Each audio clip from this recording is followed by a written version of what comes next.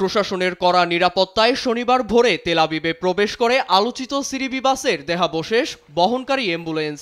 তার আত্মার শান্তি কামনায় রাস্তার দুপাশে জড়ো হন ইসরায়েলিরা।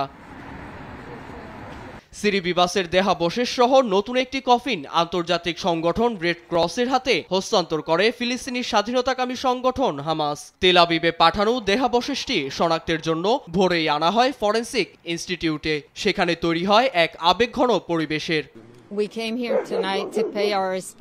বিবাসের পরিবারের প্রতি আমরা শ্রদ্ধা জানাতে এসেছি। শিশু ও বিবাসের পরিণতি মেনে নেয়ার মতো নয়।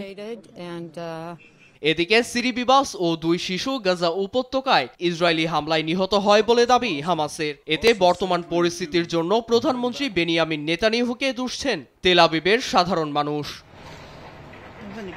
অন্যদিকে আজ মুক্তি পেতে চলেছে 6 ইসরায়েলি জিম্মি ও 602 ফিলিস্তিনি। হামাসের জিম্মায় থাকা জীবিত ইসরায়েলিদের ফিরিয়ে দেওয়া হচ্ছে অক্ষত, যা নিশ্চিত করছে আন্তর্জাতিক সংগঠন রেড ক্রস। তবে তেল আবিবের কারাগারে বন্দীদের অবস্থা নাজেহাল বলে জানায় ফিলিস্তিনি প্রিজনার মিডিয়া অফিস। আটকদের উপর শারীরিক নির্যাতন, যুদ্ধাপরাধের শামিল বলে মত জাতিসংঘ সহ মানবাধিকার সংস্থাগুলোর। নীরব দাস, নিউজ ডেস্ক, দেশ টিভি।